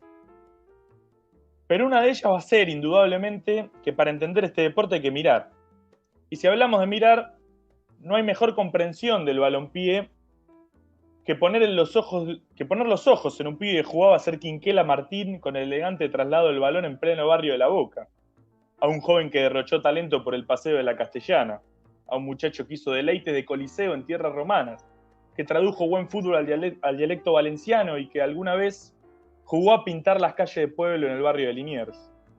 Le diría a ese o esa joven que no hay mejor manera de aprender que deleitarse con un erudito que hacía crecer flores en campos de juego otoñales, a un pintor que tenía en el botín su pincel y en el verde césped su lienzo, a un poeta que en lugar de versos y estrofas daba pases al pie con rimas incluidas. Me vería obligado a sugerirle a ese chico o esa chica que el fútbol, además de un deporte y un juego, es la entereza de nunca darse por vencido, de comprender que la derrota no la marca ni un resultado, ni una situación, ni un escenario, sino el compás de quien no puede o no quiere volver a intentarlo. Le recomendaría que nunca jamás le grite pecho frío a una persona que sale del campo de juego lesionada, sino que se guarde los reproches de amargura para aquellos infelices que insultan de manera inconsciente a quien nunca baja los brazos. Entonces, por último, le aseguraría que si quiere entender sobre fútbol, que para mí es algo así como el arte y la convicción de nunca abandonar, estudie, mire, vea y observe cómo Fernando Gago hacía para darle el pase siempre a la ubicación exacta de su compañero y cómo jamás dijo basta cuando la vida y el destino le eran sumamente adversos. Y que si tiene tiempo y ganas, venga después y me lo explique, porque yo jamás lo entendí. Esta semana el fútbol se convirtió en un espacio un poco más triste, con un poco menos de belleza, porque anunció su retiro del fútbol profesional Fernando Gago, que el fragmento que escuchábamos antes de que Santi lea es de hace tan solo 17 días. Hace 17 días Gago decía que hasta diciembre por lo menos se veía jugando. Algo habrá pasado en el medio, probablemente algunos dolores después de los partidos, quizás esa falta de ganas que suelen acusar muchos futbolistas cuando dejan de jugar al fútbol, que ya no tienen ganas de ir a entrenar, que ya les da un poco lo mismo. Gago finalmente decidió retirarse de las canchas y bueno, nada, Santi, muy lindo el texto con el que arrancaste. Sí, una de las cosas que el fútbol es rivalidad y como sabemos, hemos dicho acá varias veces, la rivalidad a veces se tergiversa en otras cosas, en cosas que no deberían ocurrir y digamos en criterios ridículos. Hay una imagen que siempre me pareció triste, digamos, de cómo yo soy hincha de River, ya lo hemos dicho acá varias veces, de cómo a veces varios hinchas de River, que hay que decirlo, le decían a Gago cagón, pecho frío, bueno, y demás epítetos negativos. Y por suerte me encontré a partir de su retiro con una imagen absolutamente distinta. O sea, siempre está gente que dice cosas incorrectas, pero la mayor parte del mundo River reconoció a Gago. Gago, digamos, jugador, bueno, de la selección argentina, campeón olímpico, finalista y subcampeón del mundo en el 2014. Jugó en Boca, Real Madrid, Valencia, Roma, Vélez. Realmente un jugador sublime que marcó una época con su categoría, su elegancia, su capacidad para quebrar líneas con pases precisos, veloces y con la capacidad de combinar tanto la elegancia del buen fútbol con la buena ubicación para siempre saber cómo recuperar la pelota. Bueno, lamentablemente estuvo habituado y a convivir con lesiones. Le pasó una vez en la cancha de River, le pasó en la final de Madrid, le pasó en el partido que la selección juega contra Perú y que finalmente el anteúltimo partido de las eliminatorias del 2017, bueno, así muchas veces le pasó en Vélez y finalmente se terminó retirando a la edad de 34 años. Bueno, como decís vos, la ausencia de Gago hará del fútbol algo un poco menos elegante, pero tendremos una cantidad enorme de videos para disfrutar con quienes lo vieron poco, quienes no lo vieron, para decirle que ese es uno de los jugadores que marcó a nuestra generación. Yo recuerdo un partido en cancha de Boca contra Racing, no me acuerdo el resultado, creo que ganó Boca, que Gago volvía de una lesión, creo que de un desgarro, o de un tiempo largo inactivo, y lo que jugó ese partido fue una cosa increíble. Gago fue uno de los jugadores que uno más disfrutaba para verlo dentro de una cancha. A vos, Coco, creo que te pasó algo parecido. Sí, Juan, yo tuve la oportunidad de verlo a Gago la primera vez que voy a cancha de Boca, en un 4-0 a Banfield. Lucas me va a ayudar con la fecha, creo que era año 2005, antes de que estaba Basile todavía, 2005, 2006, no me acuerdo, antes de que tome la Volpe y choque esa calecita. Un 4-0 a Banfield. Palermo había tenido un problema personal, habían perdido un embarazo con su señora, creo que de entonces, se había tatuado el nombre de la criatura en uno de sus antebrazos, metió 2 goles. Fue un partido emocionante para Palermo, pero la verdad no me acuerdo de los goles porque quedé enganchadísimo con ver cómo se movía Gago sin pelota durante los 90 minutos. Era un tipo que la agarraba en la medialuna del área de Boca, tocaba para la izquierda, en zigzag se iba hacia la otra punta de la cancha, la volvía a recibir, todo el tiempo generando juego y corriendo muy poco, porque realmente no corría muchísimo. El tipo era un cerebro que sabía cómo correr menos, pero estar en el lugar donde iba a llegar la pelota y cómo hacía jugar a los compañeros. Fue algo que realmente, te digo, a mí me sorprendió gratamente, y es al día de hoy que realmente te digo, no me acuerdo de los goles, y sí me acuerdo de esa actuación de Gago, verlo en vivo, esas cosas que tiene la cancha que la tele no te las muestra, que podés ver cómo se mueve un tipo como Gago durante los 90 minutos. Fue algo maravilloso, que es al día de hoy que lo sigo recordando. Eso, si no me equivoco, Lucas capaz que se va a acordar más, es clausura 2005. Me parece que Gago recién se estaba ubicando como titular en Boca. Claro. Es el día que Palermo hace los goles después de la pérdida de su hijo. Sí, fue en ese 4-0. Creo que decís bien vos la fecha, porque ya después, la siguiente vez que fui a la Bombonera, ya estaba Miguel Ángel Russo, ya había pasado todo el proceso La Volpe, ya había tomado Miguel Russo y ya se había ido Gago de Boca hacia el Real Madrid. Ya el 5 era Banega, pero te vuelvo a repetir, hipnótico el partido que le vi en cancha a Gago. Fue la única vez que lo pude ver en cancha, lamentablemente, y fue una cosa que a mí hasta el día de hoy me ha dejado maravillado. Sí, en ese mismo Boca de Basile, el Banfield era pésimo, quiero decir. Fue después que se fue Falcioni que Banfield trajo una catarata de refuerzos, donde el mejor, y te vas a dar cuenta de lo que eran lo del resto, el mejor era Pochola Silva, el delantero. Mejor ni te cuento lo que era el resto, y sí, nos pasó por encima ese Boca de Basile, que después terminaría volando. Ganó también una sudamericana, o sea, ganó todos los campeonatos que jugó. Ese Boca de Basile ganó todo, sí. Ganó todos los campeonatos que jugó.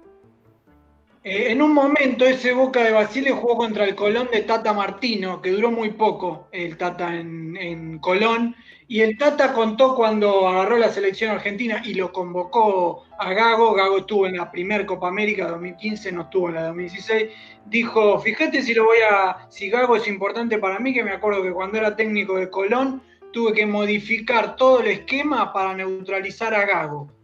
un jugador que en ese momento no era tan valorado, estaba el Pocho Insúa, había jugadores que se lucían más, Vilo por izquierda, pero el cerebro de ese equipo, porque Pocho Insúa no era un armador, era un jugador más desequilibrante de llegar, era Fernando Gago jugando de 5 solo en sus inicios.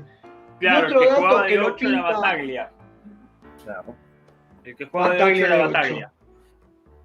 Otro dato que lo pinta y lo pone en valor a Fernando Gago es que entre 2011 y entre 2017 y 19, o sea, entre 6 y 8 años, no hubo futbolistas volantes argentinos en los grandes equipos de elite de Europa. Gago fue el último, o sea, vino Verón, y después vino Verón en Inter, Chelsea, Manchester, Inter, y después Gago en Real Madrid. Gago, por ejemplo, fue el 5 de Real Madrid el día que cambió la historia del fútbol, que fue el día que Guardiola le dijo a Messi anda de 9, ese 6-2 del Barcelona, el 5 del Real Madrid era Gago. Bueno, Gago fue el último volante que metimos en los equipos de elite. Después lo podés contar, cuando doy 2 fechas, es porque lo podés contar a los Chelsea, que nunca pudo terminar de hacer pie como titular en el PSG, y ahora sí lo podés contar a Paredes porque está mucho más establecido. Pero en el medio no hubo, porque vos me podés decir Mascherano, pero sí, Mascherano jugó en los equipos de elite de defensor. En el Liverpool jugaba de 4 y en el Barcelona jugaba de 2. Volante. Maxi Rodríguez en el Liverpool no cuenta. No, porque no es volante, sería un extremo. Sí. Volantes son los jugadores centrales los que le dan forma al juego y dinámica a la tenencia. Después de Gago no hubo otro y por eso fue tan importante. Y repasando y haciendo una especie de previa, algo que un audio vamos a escuchar en unos minutos, qué lástima que el Mundial de Brasil 2014 no fue Brasil 2013, porque Gago, entre otros jugadores, hubiera llegado mucho mejor y la rompió toda un partido con Paraguay que Argentina se clasificó al Mundial. Probablemente uno de los mejores partidos de la selección argentina en los últimos 10 años, ese partido con Paraguay. Si hablamos más que nada de mitad de cancha para adelante, de mitad de cancha para atrás, dejó bastante que desear, pero ese partido yo me acuerdo de estar jugando al pool con un amigo, no estaba siguiendo esas eliminatorias muy de cerca, y en una pantalla gigante, mientras desplegábamos nuestra falta de talento arriba del paño verde de la mesa de pool, estaba el partido de fondo y me quedé totalmente enganchado con lo que jugó Gago ese partido. Lo que jugó Gago ese partido fue tremendo y bueno, Argentina bailó más que nada el segundo tiempo a Paraguay. Sí, encima fue de los pocos partidos de Sabela que lo juntó a Higuaín, a Messi y a Agüero del arranque, porque hubo muchos partidos que coincidieron, pero entrando el segundo tiempo. Ese arrancaron todo de titular. Pero ese día metió un gol uno que hoy vuelve. No sabemos si va a entrar, porque no juega de 3 como Nico González, pero va al banco. Un tal Angelito Di María. No sé, Santi, a vos qué... Vamos a meternos un segundo en formato debate futbolístico, pero ¿qué te parece a vos la vuelta de Angelito Di María? Justicia poética. Muy bien. Angelito es uno de los mejores mediocampistas de mi vida, uno de los mejores jugadores en ataque incluso que vi en mi vida, el tipo que nos dio, que fue hasta que se lesionó, una de las figuras o uno de los jugadores más determinantes, me parece, de esa selección de Sabela. Así que hasta el día que él diga que no tiene que estar, para mí tiene que estar. Sencillo. Vamos a escuchar el relato de un pase marca registrada de la casa, como diría Luquitas, un pase entre líneas tremendo de Fernando Gago para un gol de Angelito Di María. El partido se jugó en Paraguay. Paraguay estaba, hay que decirlo, estaba eliminado ya de las eliminatorias, no tenía chance de clasificar al Mundial. Argentina ganó 5-2 ese partido, formó con Sergio Romero, con Hugo Campañaro, con José Basanta, Pablo Zabaleta de 4, Fabricio Colochini, José Basanta y Hugo Campañaro de 3. Gago y Biglia en el medio, Angelito Di María también ahí haciendo una suerte de tarea como volante, y arriba, como decía Lucas, Lionel Messi, Sergio Agüero y Rodrigo Palacio, no Sí. Gonzalo Higuaín. Ah, mira, no había jugado Higuaín. Bueno, pero habían jugado con 3 delanteros, porque en ese momento Palacio todavía no volanteaba. Lo de volantear medio que empezó a hacer el Mundial. En Brasil. Sabés que en realidad quería buscar un relato argentino para que le ponga énfasis al relato, pero Marcelo Araujo se enteró que metió el pase Gago, creo que ahora cuando lo buscó en YouTube. Viste que en esa época Marcelo Araujo y Julio Ricardo te decía, hay un gol de Central que de la tira el 8, bueno, ahí tira el pase de Gago cuando ya estaban en los festejos, y lo busqué por una transmisión paraguaya, que lo festejó muy profesional, lo relató muy profesionalmente y está bien contado. Bruno Pont, de Radio Cardenal AM 730. Así lo relató el gol de Di María, pase de Gago. Messi, gran pelota de Gago, se mete con peligro, carga. Argentina, tercero en camino, tercero lo va a liquidar Argentina. Gol de Argentina. Señoras y señores, lo liquida Di María. El tercero, Gago con Messi. Devolución de Messi para Gago, pelota al costado izquierdo. A media máquina. Argentina 3. Paraguay 1. En ese partido estuvieron en el banco de suplente varios jugadores que se quedaron en la puerta del Mundial, pero estuvo en la puerta en el banco de suplente Santiago Bergini. Santiago Bergini creo que hoy, no sé si seguirá en Gimnasia de La Plata, pero un jugador que resulta bastante llamativo que haya estado en la consideración en la anteúltima fecha de una eliminatoria. Pueden leer más sobre ese partido y sobre esas eliminatorias en Brasil 2014 en busca de la felicidad. Yo escribí una de las notas que se llama ¿Dónde empieza una historia?, donde cuento bastante de profundidad lo que es este partido con Paraguay. Para mí, como digo, uno de los mejores de los últimos 10 años. Hay otro gran pase de Gago que es contra Chile, también en esas eliminatorias, una doble fecha que fue Chile y después Uruguay. Fue un grandísimo pase de Gago para un gol de Messi por un lugar que solamente puede ver él y que solamente la puede meter él.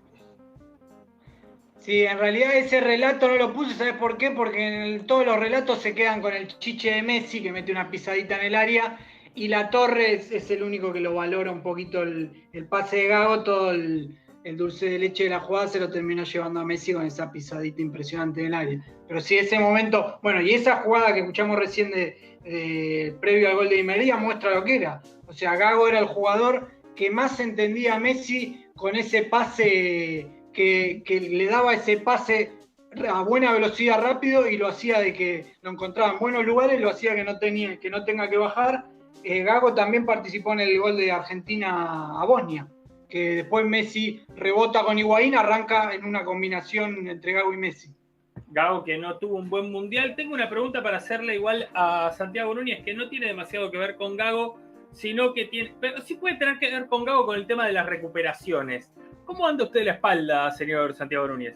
Un poco mal, Juancito, porque la virtualidad pandémica, viste, que hace que uno esté así siempre encorvado, sentado, me tiene mal, tengo dolores, me tiro un poco. ¿Vos me querés recomendar algo? Tengo una recomendación para hacerle, que son clases virtuales o presenciales de Pilates. Ah, mira. Así que, Coco, vos también las puedes hacer porque son virtuales. También están las clases de Pilates a cargo de la profesora Silvina Franciosi. No es otra que mi madre, pero debo decirlo, nobleza obliga. Que pueden buscarla tanto en Facebook como en Instagram para clases en Buenos Aires, en el barrio de La Boca, o en el centro, en Congreso. Pero bueno, en cualquier parte del país también clases virtuales para casos de dolores de espalda como ese de Santi, o para casos de elongación como puede ser de Coco después de correr mientras se prepara para Tokio 2021. Vamos. Perfecto, vamos. Lo tendré en cuenta. Y tengo otra recomendación para hacer. No creo que sea el caso de alguno de ustedes que esté buscando poner un local gastronómico, pero si llegara el caso de que quisieran hacerlo. Nunca se sabe. Nunca se sabe. Podemos poner un barcito de acá el año que viene, cuando abra un poco más la cosa, ponemos un barcito. Claudio Isaac Remates se dedica a lo que es gastronómico a remates, tanto si usted sin la D al final tiene una empresa que quiere deshacerse de determinados electrodomésticos o determinadas herramientas de la misma empresa, se dedica a lo que son tasaciones a empresas de todo rubro: metalúrgicas, madereras, químicas, plásticas, textiles, constructoras, viales, rurales, logísticas. Y en gastronomía, que es el fuerte, hipermercados, supermercados, restaurantes, catering, panaderías y muchísimo más. Volviendo al tema fútbol, hoy se jugó amistosos en Europa, amistosos y repechaje para la Eurocopa. En repechaje para la Eurocopa, creo que, Coco, acá te voy a enganchar un poco. Macedonia del Norte se metió por primera vez en su historia a la Eurocopa. Sí, señor, fue apoteótico el festejo del entrenador de Macedonia. Perdón, ¿cómo fue? Perdón, ¿cómo fue? Apoteótico. Voy a buscar en el diccionario ahora cuando termine. Viste, no solamente Fantino puede hablar así, pero bueno, no, sí. Fue hermoso ver el festejo, la alegría de esa gente en el 1-0 del playoff para vencer a Georgia y meterse por primera vez en su historia Macedonia del Norte en la Eurocopa del año próximo. También entró Escocia, que le ganó a Serbia 5-4 en penales después de empatar 1-1. Y el otro equipo que entró sobre el final fue Hungría, que le ganó a Islandia 2-1, perdía 1-0 del minuto 11. A los 88 empató, y un muy lindo gol de Dominik Szoboszlai. Es un delantero que marcó al minuto 92. Juega en el Red Bull de Austria. Hay que estar atento porque es un jugador de apenas 19 años. Ya se lo están empezando a pelear los distintos clubes europeos, así que no se sorprendan si a partir del próximo mercado de pases empieza a sonar.